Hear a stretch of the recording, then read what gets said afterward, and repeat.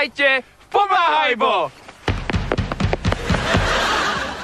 Už máte pokrk toho, ako každý rok na zimnej dovolenke, keď si chcete zalyžovať, miniete kopu peňazí. Áno, áno, veru mám. A preto zásadne s celou rodinou chodíme lyžovať na Balaton.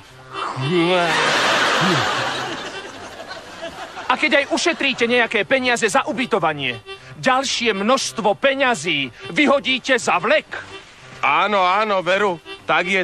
A preto moje deti, už keď boli úplne maličké, už od úplného detstva, už ako miminka, odvtedy už nelyžujú. Ale s tým je odteraz koniec, pretože je tu Karči a Lajči. Už o chvíľu.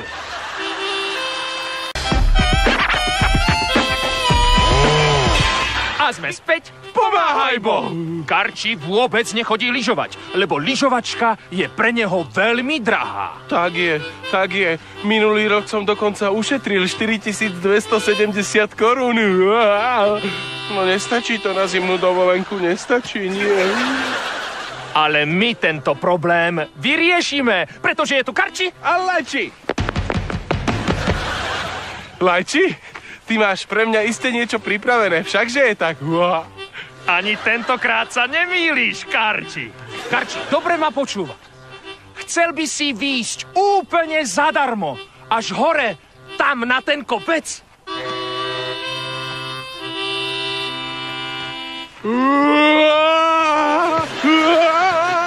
Chcel.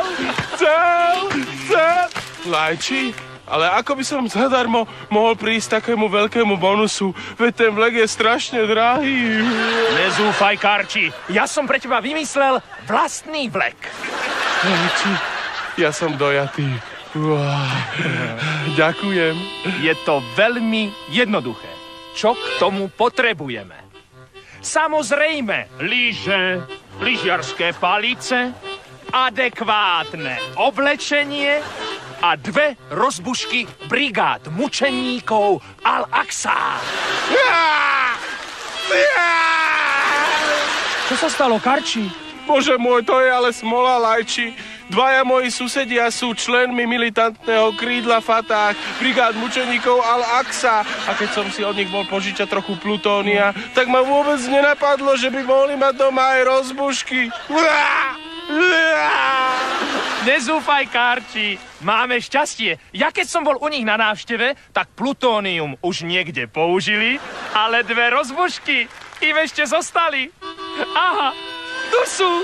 To som ale šťastný. Ďalej je postup veľmi jednoduchý. Komfortným spôsobom upevníme rozbušky na koniec lyží, poobzeráme sa dookola a čakáme, kedy bude zjazdovka prázdna. A môžeme to odpáliť. To sa ale teším. Uvidíte už o chvíľu.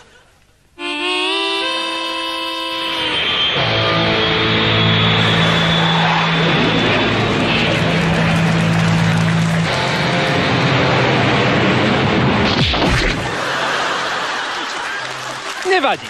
Na budúce si ukážeme, ako austrálskym bumerangom pomôcť zúfalému kamarátovi dolu z posledného stromu Tatier.